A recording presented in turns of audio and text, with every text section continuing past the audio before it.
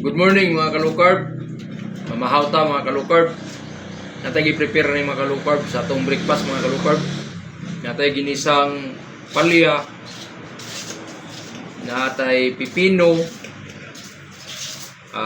Sunny side egg, source of protein mga kalukarb. Source of fats na ito mga kalukarb. Chicharon. Natay fiber mga kalukarb oh. Ginisang cabbage.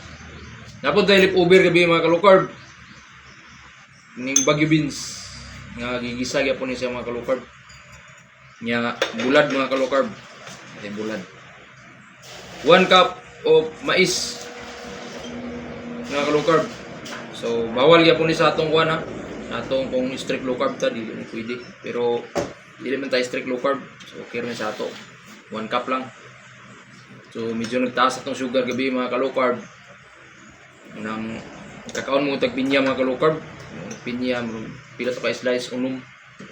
So mitaas gud gyud ang atong blood sugar pag test na ganiya.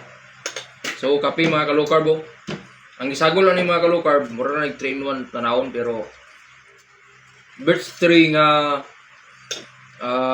full cream, no sugar added, kanang bago karon mga kalukarb. So tilawan to mga kalukarb. Good po ni siya sa diabetic mga kalukarb. Kay wala man siya sugar mga kalukarb. Naon na to ni ang palya mga kalukarb.